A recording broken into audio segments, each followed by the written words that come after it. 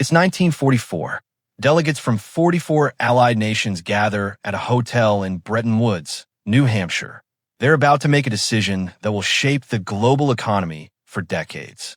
Britain, the world's financial superpower for over 200 years, is broke. After 2 world wars, its debt has exploded. So for one of the rare moments in history, global reserve currency status is passed from one empire to another, from the British pound to the US dollar. But this wasn't just a handover. It was part of a cycle that's repeated itself for over 500 years. The pattern: every global reserve currency follows the same 4 stages: rise, peak, overexpansion, and decline. Portugal was first. In the 1400s, it mastered global navigation, opened new trade routes, and dominated world commerce for about 80 years, until military overreach and competition drained its treasury. Then came Spain, powered by massive silver discoveries in the Americas. The Spanish dollar became the world's first truly global currency. But endless wars, debt defaults, and inflation eventually crushed Spain's economy. Next was the Netherlands. In the 1600s, Amsterdam became the world's financial center. The Dutch invented modern finance, stock markets, insurance, public companies. The guilder ruled global trade for nearly 80 years before war and debt took it down. Then Britain took over, backed by the Industrial Revolution and a massive empire. The British pound dominated global trade for more than 2 centuries. London became the world's financial capital. But 2 world wars changed everything. By 1945, Britain's debt hit 270% of GDP, and its reign was over.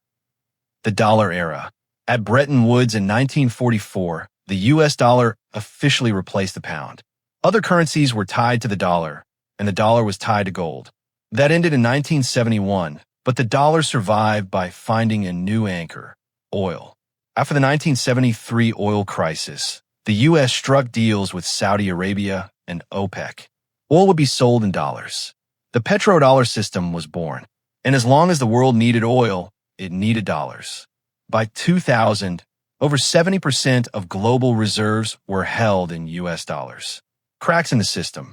Today, that number is below 58%.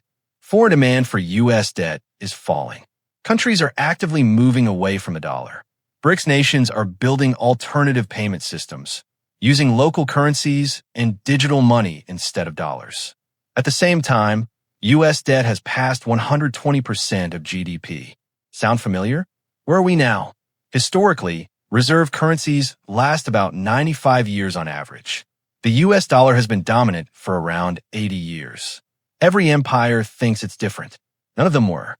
The real question isn't if change is coming, but how fast. Will the dollar fade slowly, like the British pound? Or will the shift be sudden? And will one new currency take over? Or are we entering a multipolar world with several reserve currencies sharing power? History doesn't repeat itself, but it does rhyme.